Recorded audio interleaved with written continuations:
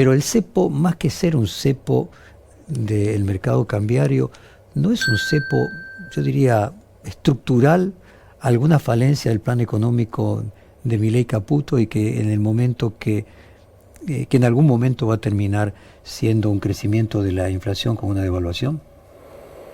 ¿Cómo te va, Jorge? Buen día.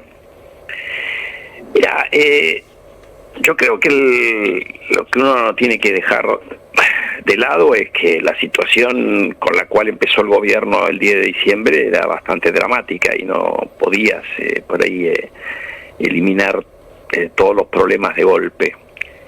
A diferencia de por ahí lo que fue cuando Macri asumió la presidencia, donde se decidió ir rápidamente a levantar el cepo, acá decidieron ir por otro camino, que es mostrar que se podía lograr nivelar las cuentas del Estado con un ajuste fiscal muy importante.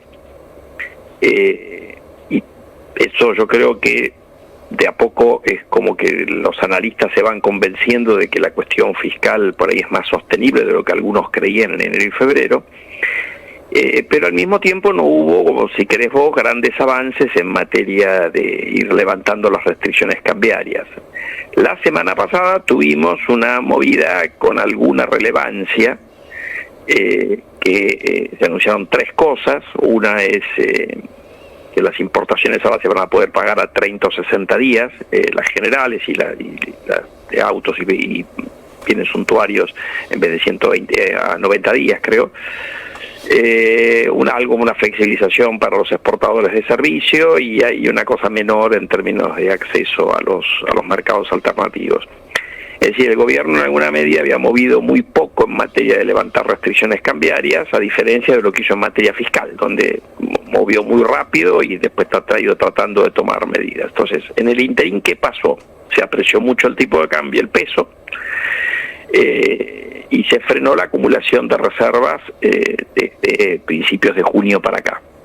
Además tuviste el informe del Fondo Monetario que sugiere de que hay algo de atraso cambiario, y por lo tanto se generó una situación. La respuesta del gobierno fue voy a cerrar todas las fuentes de emisión y van a escasear los pesos y con eso te voy a terminar convenciendo a vos, mercado, de que nuestro esquema de 2% de evaluación mensual es sostenible. Bueno, eso es lo que tendremos que ver ahora en las próximas semanas y qué es lo que hay que seguir: la brecha cambiaria, el riesgo país, bueno, las cosas que todos conocemos, y la acumulación de reservas. Si el gobierno no pierde muchas reservas, porque se supone que en esta época del año debería perder, la brecha se mantiene contenida y empezar a ver algo en el riesgo país, capaz que el gobierno nos convence a todos de que la situación puede salvar. Si eso va para el otro lado, tendrán que ir por otro camino, digamos. Capaz que el gobierno nos convence a todos. ¿Qué porcentaje le asignás a uno y otro escenario? Mira, yo creo que en esto, otra vez, lo que uno tiene que ir viendo más allá de los porcentajes que yo le puedo asignar es, primero, qué cosas uno debería seguir para saber si esto está funcionando, y son las que te mencioné. Segundo es, se acaba el mundo, tienen opciones, y tienen opciones, porque en definitiva lo que pueden hacer es converger más rápido hacia una unificación cambiaria en el marco de un programa con el Fondo Monetario, que por lo que dicen los medios están hablando con el Fondo Monetario, así que es como que hay opciones pensadas, porque en ese programa con el Fondo Monetario uno debería esperar que si hay desembolsos adicionales de dinero, para lo cual se requiere un programa nuevo, pero el fondo ya te ha marcado qué cosas no está de acuerdo. Una es el dólar blend, otra es el impuesto país, y también te ha marcado este tema cambiario, así que uno debería suponer que si va a haber un programa con desembolsos adicionales, eso va a requerir una unificación cambiaria que difícilmente se dé del contado con liqui yendo al oficial, sino más bien del oficial yendo al contado con liqui, ¿no? Entonces, en realidad uno podría, siempre está esa opción, digamos, así que no es que el mundo se acaba si el programa no converge como espera el gobierno. Pero esa opción implica devaluar, por eso te decía, sácame los porcentajes. Lo más probable entonces es que no converja todo al Crawling Peg del 2%, sino el escenario contrario, que no implica, como vos decís... Pero yo no dije eso, yo dije, primero, a ver, yo no digo, bajar la inflación del 4 mensual al 2 mensual es probablemente más difícil que bajarla del 20 al 4. Exacto. pero no es que tienen una probabilidad cero, ¿eh? O sea, no, por yo eso no diría dije, es más probable uno que otro, eso de los escenarios. Bueno, lo que pasa cero, es que, claro. independientemente de la probabilidad, Jorge, lo que uno me parece que tiene que mirar es qué pasaría si ocurre ese escenario de unificación. Ahí el problema, buena parte de los precios de la economía no están al tipo de cambio oficial, porque el que exporta dólar blend, cuando vende al mercado interno, vende teniendo en cuenta el dólar, que es 80-20, con lo cual no es el oficial. El que importa o compite con las importaciones sabe que el importador paga el impuesto país, con lo cual tampoco calibra su precio mirando el dólar oficial. Ahora vos tenés una parte muy importante de la economía que no está, que está, digamos, priceada a dólar oficial, que es todo lo que tiene que ver con energía y combustible. Entonces, porque digo, uno puede decir, bueno, va a haber una devaluación, empezamos otra vez con el traspaso a precios. Bueno, no, porque hay precios que ya no están al tipo de cambio oficial, excepto ese tema, que no es menor, que es toda la energía. Así que ahí yo te diría que es donde está la verdadera discusión, me parece a mí, o donde uno debería poner el foco, y naturalmente vas a tener alguna aceleración de la tasa de inflación si finalmente el gobierno termina yendo por ese camino. Quizás para evitar eso están tratando de que la cosa converja al tipo de cambio oficial, endureciendo la política monetaria, si vos querés. Entiendo, Daniel, también la responsabilidad de un economista, de tu importancia de ser lo más precavido con las palabras, de que lo comprendo perfectamente. Aquí Elizabeth Pejer quiere sumarse con más preguntas. Daniel, muy buenos días. Buen día.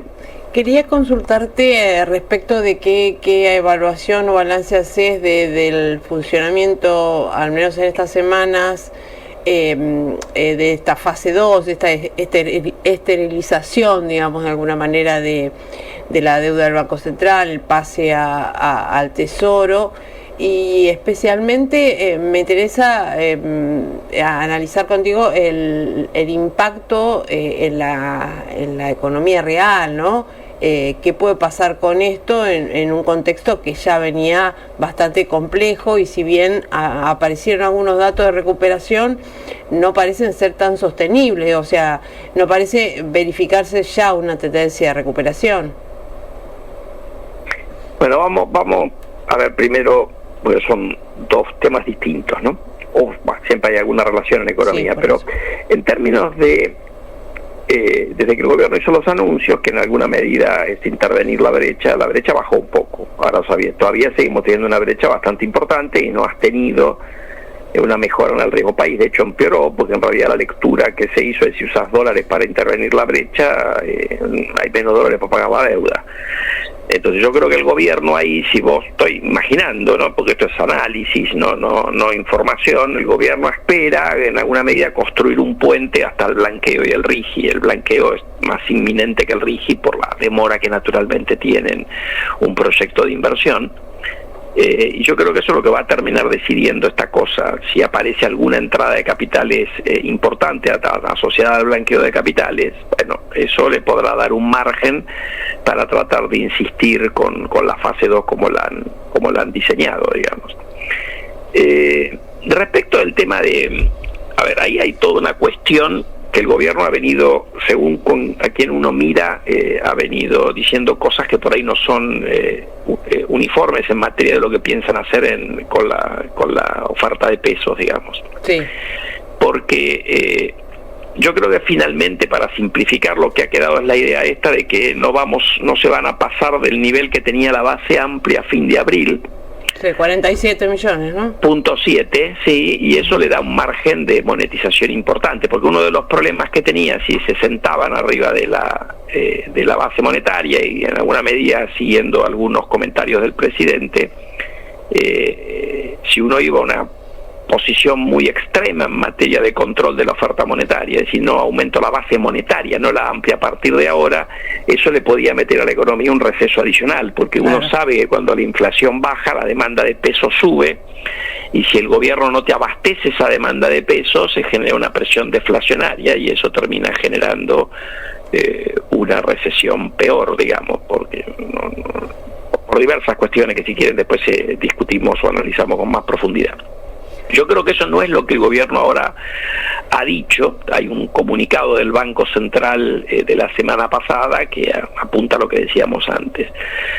Entonces lo que uno tiene ahí es no tenemos ese riesgo para la actividad. ¿Qué es lo que tenemos? Bueno, empezó a haber algún rebote en indicadores después de una caída muy fuerte, asociado básicamente con alguna recuperación que se sabía que iba a ocurrir en la cosecha, un crecimiento más o menos importante que viene desde hace algún tiempo en la producción petrolera y gasífera, y algún otro sector más que se sumó en mayo. Y después la otra cosa que uno tiene es que creo que lo hemos hablado con ustedes acá, después de una caída muy fuerte en salarios y jubilaciones que habían sobreajustado, a mi juicio, yo usé esa palabra, no me acuerdo si con ustedes, pero con algún colega seguro, ha habido alguna recuperación en jubilaciones más marcada que en salarios, pero uno empieza a ver un rebote y eso debería traducirse en un poco más de consumo. Sigue siendo una recuperación, si uno quiere, amarreta, pero parecería que el piso de la actividad económica lo hemos dejado atrás. Y uno cuando va y mira datos de actividad,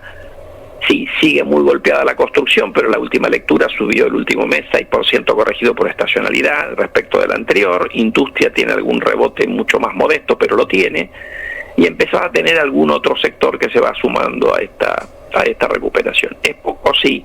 Yo en algún momento, a principio de año, era bastante optimista en materia de reducción de inflación y eso creo que salió más o menos como nosotros esperábamos, no como esperaban otros colegas que eran más pesimistas, y también era un poco más optimista respecto de la recuperación de la economía y eso ha venido peor de lo que yo esperaba, así que ahí reconozco mi error de pronóstico allá por enero-febrero. Daniel, aquí quiere sumarse con una pregunta a Claudio Mardones. ¿Qué tal, Daniel? ¿Cómo le va? Buen día. Bien. Quería consultarle sobre... Cuando habló el presidente Javier Milei ayer ante la Sociedad Rural Argentina para abrir esta exposición 139, bueno, prometió que va a terminar con las retenciones. No dijo ni cuándo, pero lo cierto es que este año vemos otra foto. Vemos a un Poder Ejecutivo que primero no quiso coparticipar en la recaudación de las retenciones, cosa previsible, pero cuando mandó el primer proyecto de la ley bases, buscó aumentarlas. ¿Qué lectura hace ese planteo de Milei? ¿Le resulta creíble? ¿Cree que es una promesa de campaña? ¿Considera que es una forma de contener a una parte de esa base electoral que le está pidiendo que cumpla con una promesa de campaña y el gobierno está en esta situación de frazada corta? ¿Cómo lo ve? Y yo diría que el gobierno no tiene margen hoy para bajar retenciones, por lo menos en una forma significativa. Han hecho alguna cosa con lácteos y carne, pero menor. ¿Y por qué no tiene margen? Bueno, primero porque aún a pesar de que los impuestos en la Argentina son muy altos, no alcanzaban y el gobierno decidió primero eliminar el déficit. Y eso lo que hace es ayudar a bajar el impuesto inflacionario, o sea, está bajando un impuesto que golpea mucho sobre todo a la gente de menores recursos, pero no es un impuesto tradicional. Después la segunda cosa que tiene el gobierno por delante es que el impuesto país expira el 23 de diciembre, Exacto. Si no recuerdo mal. Y eso va a ser primero, el gobierno ha dicho que lo quiere sacar, pero segundo, es muy difícil de que si lo quieren renovar, aunque sea a una alícuota más baja, no le pidan que lo coparticipe. Entonces es un impuesto malo, cuestionado por el Fondo Monetario, cuestionable desde el punto de vista técnico, que el gobierno no quiere y que además si lo tiene que prorrogar tragándose un sapo y olvidándose de las cuestiones anteriores va a tener menos recaudación. ¿Qué problema tiene eso? El impuesto país en los 6 meses que tenemos información del año aportó 1,5 del PBI. Claro. Al final va a aportar un poco menos porque hay los pagos del GOPREAL y pagos hechos con un tipo de cambio real bastante más elevado, pero es un impuesto que en el año va a aportar algo más de 1 punto del PBI. Entonces ahí ya tenemos una cosa que va a generar una pérdida de recaudación, que el gobierno lo está compensando, algo con la reforma de la ley de bases, algo subiendo el impuesto a los combustibles, recuperando lo que el gobierno anterior dejó sobre la mesa de impuesto a los combustibles, pero ya está, tiene un temita de recaudación ahí. Entonces yo no le veo mucho margen para bajar retenciones. Lo que creo que el presidente dijo ayer, bueno, habló también de otra cuestión, porque si el campo hoy está sufriendo varias cuestiones, sufre las retenciones, sufre el impuesto país que lo pagan los insumos, ese debería irse a fin de año, ya algo antes se va a ir en septiembre, por lo que ha dicho el gobierno, y después sufre la brecha cambiaria. Entonces en la medida que uno vaya normalizando el tema cambiario, el campo va a estar mejor. Entonces yo creo que en esa secuencia me parece que las retenciones vienen al final, porque hoy no tienen el margen fiscal para hacerlo. O sea, Es mi impresión, digamos. Y muy cortito, pero además el Poder Ejecutivo ya mandó un anticipo del presupuesto 2025, se viene la discusión parlamentaria por primera vez para el presidente Javier Milei para definir un plan de cuentas nacionales, porque el primer año de Milei es con la prórroga del último presupuesto de Alberto Fernández. Y bueno, y ahí viene esa discusión. ¿Sabe por qué se lo pregunto? Porque al menos en el caso de la coalición cívica, bueno, ayer Lilita Carrió retuiteó un mensaje de Juan Manuel López, titular del bloque, y dijo, Milei no va a eliminar el impuesto país, se vence el 22 de diciembre, un día antes del que dijo usted, y no se lo vamos a prorrogar. Y a eso se suma la discusión de las retenciones. ¿Cómo se va a resolver la discusión presupuestaria en el Congreso de la Nación con estas dificultades? Mire, es que si no se resuelve, no hay presupuesto y uno sigue con el presupuesto vigente, que como usted dice, es del año anterior, así que en realidad el Ejecutivo, que tiene más interés en que haya un presupuesto, primero, tenemos que tener presupuesto, pero la discusión, hay una discusión entre el Ejecutivo y el Congreso, el que tiene más interés en negociar un presupuesto es el Congreso, el Ejecutivo, si no, si la vida continúa, no es que se agota. Entonces yo le diría que está muy bien que se pongan, cada partido ponga sus cuestiones, pero en definitiva después, si no hay un presupuesto, tiene más margen de... Si no recuerdo mal cómo es el proceso presupuestario, ¿no? El que no haya presupuesto le da más margen de acción al Ejecutivo. Absolutamente. Así que no lo veo yo complicado desde el punto de vista del Ejecutivo.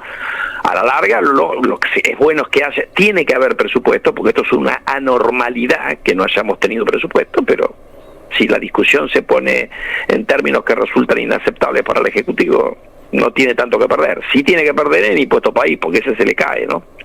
Daniel, Jorge Fontevecchia nuevamente. ¿Es difícil ser economista o es más difícil ser economista en un gobierno presidido por Javier Milei? Se les hace difícil a los economistas, por un lado, porque el presidente es economista y tiene un carácter un poco fuerte, y por el otro lado, porque hay un porcentaje muy alto de la sociedad que lo sigue apoyando, y que si se hacen críticas pareciera que se estuviera en contra de aquello que es lo políticamente correcto. Es una pregunta más del orden psicológico que económico. Ya, a mí no me afecta eso, porque el presidente es economista, está perfecto, es una de las posibilidades de la vida en una sociedad donde la economía tiene un rol importante. Yo lo que creo es que, a ver, el presidente tiene algunas cosas que a mí no me gustan, digamos, porque cuando vos no puedes criticar a toda la persona que opina distinto que vos y considera que es un chanta, o supone que todos los periodistas están ensobrados sin ofrecer pruebas al respecto. Así que eso me parece que son cosas que, bueno, hacen por allá la discusión política. La verdad que no sé por qué siguen así, pero no está bien que eso sea así. Ahora, después, los economistas están acostumbrados a debatir mucho. Si vos, pues no sé si has tenido la oportunidad de ir a un seminario de economía, no acá, en Estados Unidos, en una universidad, te sacan los ojos, ¿viste? Y después terminas tomando un café con el tipo con el cual te estaba sacando los ojos cuando se acaba el seminario. Es parte de lo que es la profesión nuestra. Así que a mí no me preocupa eso, mientras la crítica sea una crítica, si querés, profesional. Todos nos equivocamos en la vida, pero yo no creo que todos los que piensan distinto que yo están siempre equivocados, digamos. Me parece que eso no contribuye a resolver los problemas. Después lo que uno tiene que hacer cuando opina públicamente es tampoco, a ver, a mí yo, si vos te fijas, yo he sido bastante crítico del kirchnerismo, pero he tratado de criticar con algún respeto, a veces mirando cosas que por ahí me parecía que no estaban tan mal, porque en definitiva todos queremos que a la Argentina le vaya bien, ¿no? Entonces, bueno, eso es, pero yo no me siento inhibido ni me complica a mí que el presidente sea economista. Estoy demasiado grande para esas cosas, Jorge. Yo soy bastante, ya tengo unos cuantos años para andar mirando, viste, cuestiones que a los jóvenes les encantan, viste, pelearse por Twitter. Yo ni siquiera se me traban los dedos escribiendo en el teléfono, no puedo discutir por Twitter, ¿entendés? Hay una cuestión generacional. Maravilloso. Bueno, yo me siento identificado. Te mando un fuerte abrazo y te agradezco siempre la generosidad. Un abrazo y gracias por llamarme. Gracias. Hasta luego. Acabamos de hablar con el economista Daniel Artano.